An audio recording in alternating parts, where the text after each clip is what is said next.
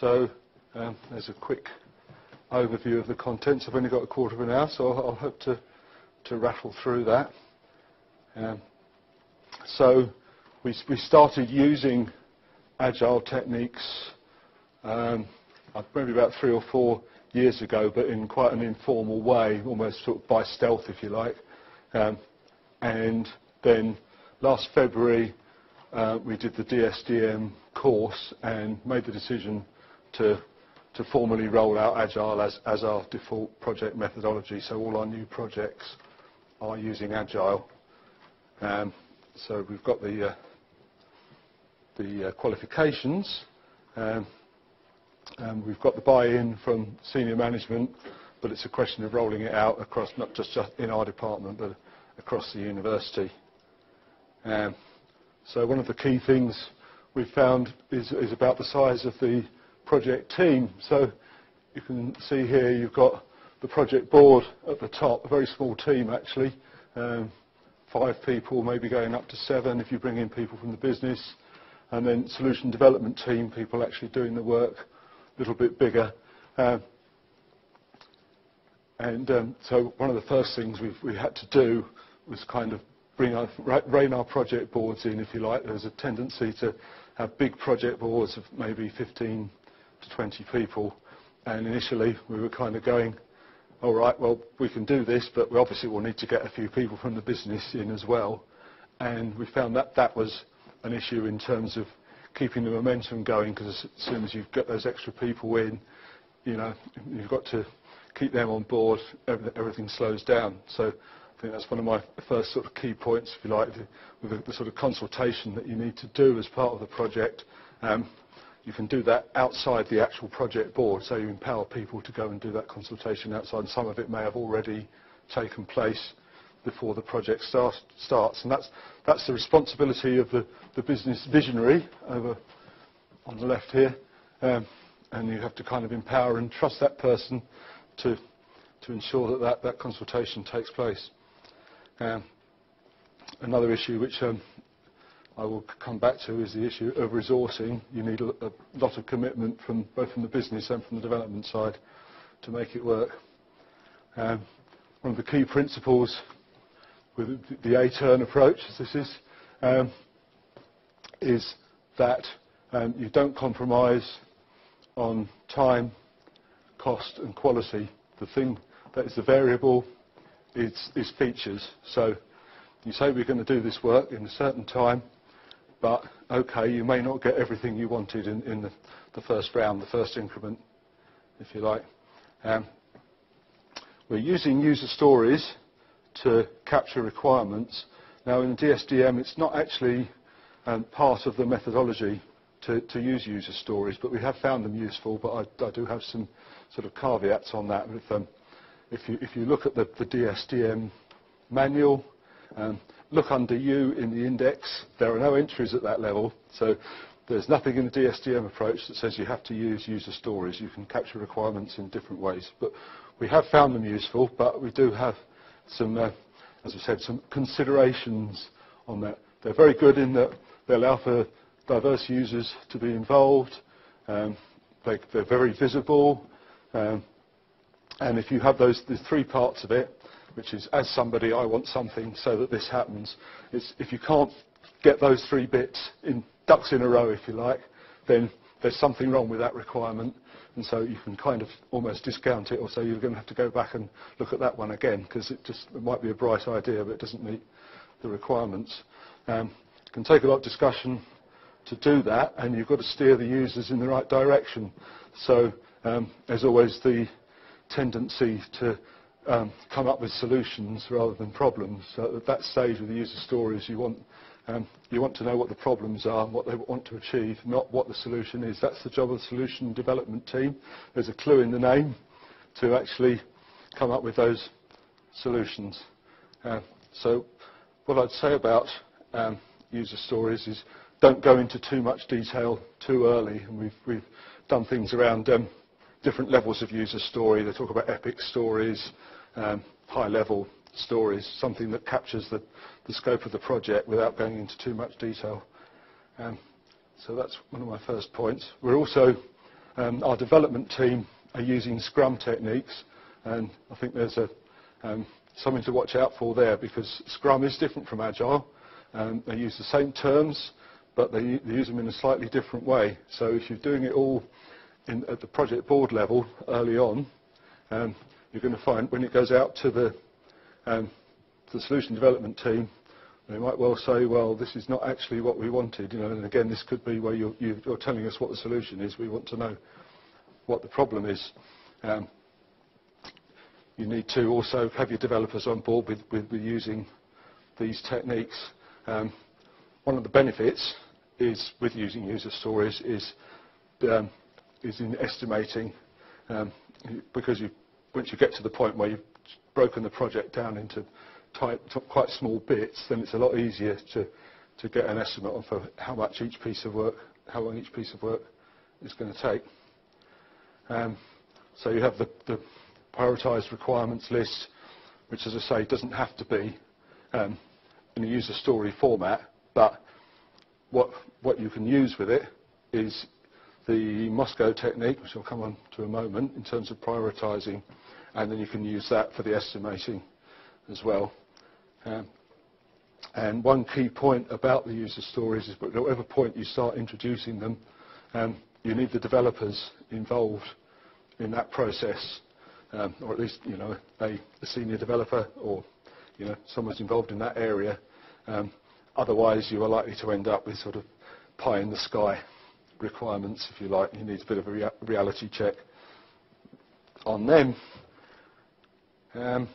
So Moscow, you may well be familiar with it. The concept is you have your must-haves, your should-haves, your could-haves, and the ones you're not going to do, your won't-haves.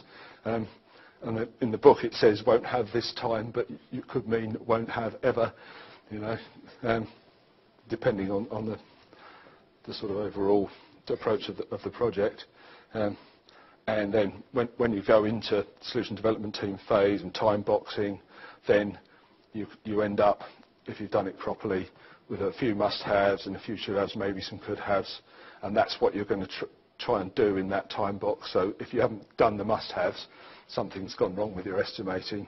If you've done the must-haves and a few should-haves, you're doing all right, and if you've done must-have, should-have and could-have, you've obviously underestimated how long it's going to take. So yeah, PRL, bit of collaboration. I think that's really covering stuff I've already said. A couple of examples of projects we've done. One of them was the CAS project, Confirmation of Acceptance Study. With that one, the issue we had was the one I've just mentioned, in that the developer wasn't involved with the creation of the user stories. So when the developer was brought in, they kind of went, well, I can't work with this, what's this? So that's how we learnt that lesson. With Iris, which was one of my projects, I think we did too much detail on the user stories too early. So again, when we got into a Scrum, then there was a bit of the whole thing had to be redone really before we could go into the sprint, which actually our sprint started yesterday on that one. So I'm going to be interested to see how that goes, our first increment. Buy-in, it's really important that you get the buy-in from the business and from your developers. So again, with the Iris project, we've managed to get as far as having 1 hour a week for a meeting with all the people on the solution development team. You should be having a daily stand-up meeting, ideally, but in a university environment, with other people's commitments, it can be really difficult to get that. So you just have to go, really push for it as much as you can. Again, co-location is recommended, putting all people in a room and working together. Again, if you've got people from all over the campus, that can be hard to achieve. And if you're asking for that level of commitment from the business, you've got to provide it yourself. So the issue with my Iris project is that we've got a certain level of commitment, but then, unfortunately, our developer got chronic chest infection and was off work for 6 weeks. As we only had one developer on the project, we were a bit stuck then, so that was tricky. Luckily, he's back at work and on now, but another lesson learned there is try and have a team of developers, at least 2 developers on a project, not just one. Again, difficult when you've got limited resources. I think probably my last takeaway is about benefits. If you've defined your benefits early on in the project, but the solution is going to change as it's developed, that's the whole point of Agile. So how does that relate to your benefits? You're going to have to keep reviewing benefits and making sure that what you come out with at the end is still, providing those benefits to the business. It's the final thing to consider. And then one of the problems that we always have is the transition to the service. That's something that we're sort of, it's a bridge we haven't yet crossed in terms of how the Agile project transfers to the business and what development takes place beyond that. So, despite all that, we think it's going pretty well. We're seeing shorter projects. We think that the systems that we're providing are more closely matching the needs of our users. So that's, we're still quite positive about it. An important feature is just trusting the team. Once you get to solution development team phase, the project manager steps back. What you do is you measure the velocity of the project, so you're looking at how well they're doing in delivering those user stories against the plan, but you're not sitting in on these daily meetings. You're empowering the team to get on with it. And I think that's just about me. Everything is connected. Here's me and some of my friends trying to be agile, failing. It's a picture from the Yorkshire Sculpture Park.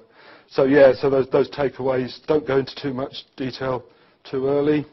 Get the business buy-in, monitor the benefits and how things change. Someone mentioned earlier about when you're buying in a product, can you use Agile? Because it seems very development-oriented. I think it's a toolkit like any other toolkit, like Prince and APM. There are bits of it you can use throughout that process. So obviously, if you've got a situation where someone's already decided what product you're going to buy, that could be tricky. But if you're in a situation where you don't know what you're going to buy, you can use that project team structure and some of the Agile techniques and user stories to make that decision, perhaps before you go into a procurement phase. So I think there's still bits of it you can use, and in terms of deploying a bought-in product, whatever it is, then you can use that solution development team approach to get that over. And I think that's me on that.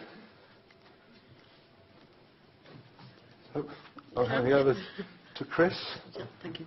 And we'll talk about what we've been doing in Lancaster. Thank you, boss. So I think I'm supposed to pull this out. Anything could happen. Oh yes, it's on already. Hi, so my name's Chris Dixon. I'm Head of Service Delivery at Lancaster University in ISS. My normal day-to-day job is looking after the service desk, and I also look after a small innovation team with 2 people in it. You might be thinking that doesn't sound very much like managing projects, and you'd be right, but I have managed some projects in my time, and I've been involved in an interesting Agile project. So hopefully this is going to be me telling you how I got to the point of being interested in Agile, giving you a case study of a project that we did, which I think has some Agile elements, and letting you know what went well and what went badly. But it's a great pleasure to be able to come and talk to you about it, if by pleasure you mean terrifying experience, being in a room of project managers. I kind of came to project management because I happened to have a master's in project management, which the university paid for me to do. And after they'd paid for me to do it, I think they thought that they'd better give me some projects to manage, which may or may not have been a good idea. I am kind of known for my seat of the pants kind of project management style. And so I also think that when they were looking at doing Agile, that was maybe one of the reasons that I was chosen. So before we get into it, I want to give you a quote that I like about project management and a clip that I think highlights why Agile is a good idea. So, first the quote: everyone has a plan until they get punched in the face. And I think for me that was kind of experiences around Prince 2 and the way of managing projects. Sometimes it went really well, the plan was executed well and you delivered something good. Sometimes you got a punch in the face and things fell apart rather badly and unravelled. So second, the clip, I really like this, I hope you do too. You've got everything planned, hope you can relate to this. You've got the resources you need. All you need to do is execute that plan, jump in with both feet.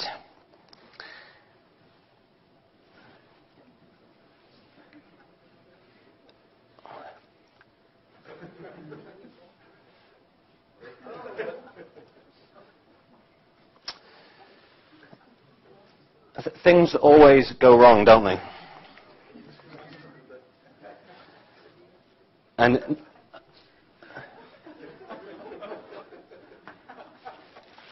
I was just reflecting on this and thinking, if this had been an agile project, wouldn't the first person have jumped off the boat, got stuck in the mud, and then the boat would have gone around to somewhere else and got them out? So maybe that's useful, I don't know. So I guess, how often have you felt like this? You've got your resources in place, you've got a plan, you've got the equipment and the things that you need, you've briefed everyone, you're ready to launch your offensive, you take the plunge and then you get something like that. So I guess my story comes from a bit of a dissatisfaction with the way things work. Not all the Prince projects I was involved in went horribly wrong, but from large to small they did. So I was involved in an identity management project, which was really Prince 2. We had a nice plan, we had a set of requirements that appeared, we talked to the business, we'd done all that really good Prince 2 stuff. But in the end, we only really delivered a piece of software that ended up in beta phase and never really launched. We told the business that we'd spent their £100,000 very wisely and got lots of valuable learning, but in effect, it wasn't a very good experience. Also another story, which I quite like, where we were asked by the business to develop a set of key performance indicators. We asked them and said, you know, anyone resonating with these stories? We said, well, what do you mean by a key performance indicator? And they said, well, we don't know, so why don't you just give us some? So we had an internal project to come up with things like how many mails we sent and how many terabytes of data we had in the cloud and various things like that. And we took all that back. And they said, well, that's all very interesting, but it's not really what we wanted. So we went back and gave them some people-focused KPIs about how much training we were doing and how we were doing with our PDR process. And it turns out they didn't really like that either. And as far as I'm aware, we still haven't really come up with a set that everyone can get on board with. And I guess on the small scale, I don't know, we could do a show of hands. Do you identify with these? So you've delivered a project, but after you've launched your project, you end up with lots of sort of user complaints and increased workload on the service desk as people try and grapple with it. Okay, yeah, it's good. Or you've delivered your project and you've not got any resource left to fix any of the niggles and problems because the developers have moved on to something else. Okay, good. Or you've got a set of features that's kind of a shadow of what you actually wanted and you've been delivering to a kind of fixed resource and a fixed time scale and you didn't really get everything that you set out to achieve. Okay. I'm coming to work for some of your universities, I think. So this was where I was at. There have been some successes, but the traditional project management methodologies weren't really doing it all that well. So I was given a new challenge. So this is something called the Undergraduate Engagement Tool. It's a multi-platform mobile and web app. It's delivered on a technology called Campus M by a company called Ombiel. Some of your universities might have that platform. There you go. And the tool itself is built on top of that platform, and its real design is to engage undergraduate applicants. So they've already applied to the university. And its one goal in life, really, is to get them to pick Lancaster as their #1 choice. So we're trying to keep them warm, tell them all about how great it's going to be when they come to university and do all these great things. So it was quite a high-profile project because it was one of the university's strategic goals to increase that conversion rate. It had to be delivered in time for the UCAS kind of applicants to come through, so there was a fixed time scale. And also it had to be personalised, so we had to authenticate the users. There was the challenge around identity management and authentication. And it had to be good, and there was already lots of ideas, and people had seen other universities doing things, so we had all kinds of ideas kicking around. And as usual, there wasn't a huge budget. So we started off in March 2014, and we had to have a fully working system with all the personalisation by October. And this seemed worrying to me. So this is what we actually ended up delivering. So we had quite a bit of static content, which was fairly easy. So a nice welcome message. We had some links to UCAS so they could track their application. Some scrolling banners so we could push them content. A few interesting things like a live turbine output from our wind turbine so they could see how green and wonderful Lancaster was. These were things that we already had, low-hanging fruit that we could just develop fairly easily. Information about where to eat and drink and your purple card offers and all of that kind of stuff. But we were also able to deliver some interactive content to try and engage them a little bit more. So we had something called Love Lancaster, which was 10 reasons with kind of videos and interactive content why it was so amazing to come to Lancaster. We also had Discover Lancaster, because one of the problems we have at Lancaster is no one really knows where Lancaster is and all the things around. With a gateway to the lakes, we've got a nice historic city. So we wrote some interactive mapping and content around that. We also had a feature that showed them about the college system with panoramic images, maps and pictures to highlight the kind of uniqueness of that. And the same thing for accommodation, so pictures of where they would actually be living, that they could scroll around, they could hold their phone up and move around and see and look as if they were actually in the college. Just going to grab some water.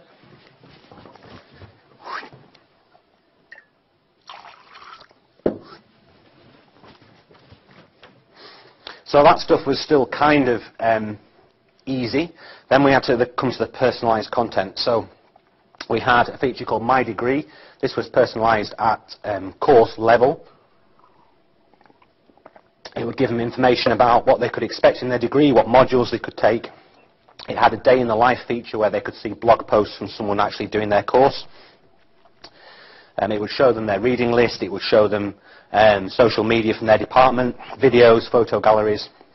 And also it had an Ask a Question feature where they could ask a question specific to the department they were applying to, and they'd be guaranteed to get an answer back within 24 working hours. So that was the stuff that we managed to deliver in that time frame. The other thing we needed was a complete back-end system to actually manage all of that custom content. So we had to write that from the ground up on the web, taking a feed in from our student information system and then layering all the content on top, and also allowing things like inheritance and allowing for multiple courses that link together. So I'm trying to give you the flavour that what I think we've managed to deliver is quite a lot in a fairly sort of short time frame, and I hope to sort of prove that the way we did that was adopting an agile approach. That's where I'm going. Has it worked? We don't actually know whether it's worked yet, but you remember that goal was to actually try and increase conversion. This graph is showing, which I took yesterday, the amount of firm accepts that are coming through, and the blue line is this year's 2015-16 entry. So early signs are that people are engaging and saying, yes, I'm going to go to Lancaster. Now, we don't know where the graph's going to end up, but it's starting to look fairly good. So how did we do it, and how did Agile work? Well, we took kind of a pick-and-mix approach. It's not DSDM, if that's what it's called. It's not really Scrum. There's no Scrum Masters, no T-shirts with Scrum written on them. We just picked the bits that we thought made sense. So these are the kind of things that I think were Agile that we did. So we had a set of developers and project staff that were very closely related to end students, because they were end students. So the only resource we had on from the IT organisation was 0.2 of an FTE project manager / developer. The rest of the resource was purely student staff, and there they all are. We decided to run fixed 3-week development sprints and attempt to deliver as much functionality as we could within the time, which seems kind of Agile-like. We have a planning session of at least half a day before the next sprint, and then following the sprint we then have a retrospective of half a day where we look at what we've delivered and try and learn and try and plan things for the next sprint. We then have a small period of time where we then just sort of reflect and let the dust settle. And we found that was useful in fixing bugs and just sort of setting ourselves up for the next sprint. How are we doing for time? Good. We also had a product owner, and this was a real key thing that was empowered to make decisions. So this was the Director of Admissions, senior university role, and she committed to attending those half-day sprint sessions, probably attended at least 80% of them. And when we had a decision on prioritisation, we could say to her, X, Y, Z, which one are we going to deliver? And she would give us a decision there and then. And that was really amazing. We had a project manager from the business that was able to coordinate some of the business input and liaise with departments. We also used some software in the cloud called Team Foundation Studio to manage the mechanics of software development and track bugs. Didn't manage the daily scrums, but we did manage, a bit like Simon, at least sort of 1 per week flexible team meeting, and we did some pair programming as well. Okay, so that's what we did, that's how we did it, what was really good and what wasn't so good. Engagement with the business was amazing. We had a project manager, we had this senior person that could prioritise and make decisions. That was fantastic. We also ran user groups with A-level students, with current students, with people that hadn't chosen Lancaster. Got their feedback and we could adapt as we went along. We had great feedback on the app itself, which users would give us, and we used that to build in future development. We won a UCISA award, or we were highly commended, so we must be doing something right. That was the idea. We also had a good supplier relationship with the mobile phone provider because they really liked what we were doing and they could use that to sell their product. Co-design was something we kind of stumbled upon. So when we were designing screens, rather than sit down and code them, we'd get a flip chart pad, draw them out, get the business to move and change them around. Then we were just coding them once, so that was good. We also embraced a lot of cloud services, so when we wanted images, we went to Flickr. When we wanted videos, we went to YouTube. We then could use APIs. We didn't have to code everything ourselves, so that was good. We were also sort of disruptive to the normal sort of status quo way of doing things, so people would come and say, oh, it's amazing, you're using a Flickr channel, how can we get involved in that? And kind of promote a different way of IT working in the university. Sounds amazing, doesn't it? Well, there was some things that didn't quite work so well. We didn't do any kind of test-driven design, and that meant that we did get quite a lot of bugs at the end of each sprint, and sometimes in the next sprint, the developers would be getting pulled off to fix sort of urgent issues. So that's something that we could improve. The documentation was weak, and that was especially a problem because students were very would have to hand things over to another student, and if it wasn't properly documented, that would cause a time lag while they go up to speed. I know documentation isn't sort of the be-all and end-all of the Agile, but there definitely wasn't enough. We didn't understand the supplier's roadmap very much, so sometimes we were waiting for them to deliver features. For example, photo capture, they'd say we're going to deliver that in 3 months' time, and 6 months would pass, and it still wasn't there. That caused problems because we'd promised we were going to deliver it.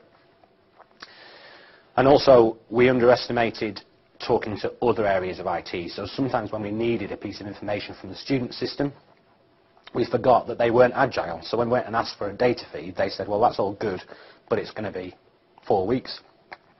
And we had to buy them a crate of donuts and some beer in order to get the feed that we wanted. And also, students tend to disappear when they've got exams.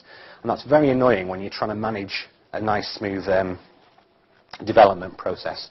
So we're going to try and address that by getting a graduate intern. Coming into lands. So reflecting back, you don't necessarily need to follow the book. We kind of flew by the seat of our pants and made it up as we went along. I think we were kind of agile, but I'll leave it to the agile experts to tell us whether we were. Some of it was just good sense. I accept that we were probably really well placed to deliver it because we had an existing platform from a supplier and we could just increment features on the top. The key to everything really was the relationship with the business and the time commitment that they could give us, and I think that that is one of the key sort of things if I had to pick one that I would pick. And the other thing is that students are amazing, they know what they want, they can deliver stuff that they know that they would like, they're fast, productive, and they don't cost a lot either. There you go. Thank you. Any questions for myself or, of course, Simon, in the remaining 4 minutes? Anyone's got any burning questions? Or? Yeah. Question for me, well, sort of fire a colleague as well. Over at Warwick, we run a range of different projects. So, how suited?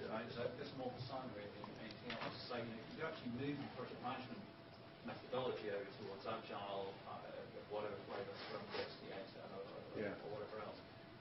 If you get, say, a network replacement project that comes along, I'm guessing that isn't going to be Agile. Yeah, but and that goes back to what I was saying, that there are elements of Agile that you can use. You might not do everything in an Agile way, but there's bound to be some things that will work well in Agile, I think. And even with something like a network, there are going to be unforeseen circumstances, and you're going to have to change things as you go along. Usually what happens with us is that someone comes along and digs the road up and goes through some cables, and then you've got to do some quick thinking about how you're going to manage that situation. So I think there's still some scope for using the Agile approach. It doesn't discount using some of the APM or Prince approaches as well. I think mix and match, that's my philosophy. So as we've got to let everyone in for the next session, if you want to catch up with Simon and Chris later for any other questions. But thank you very much, both of you.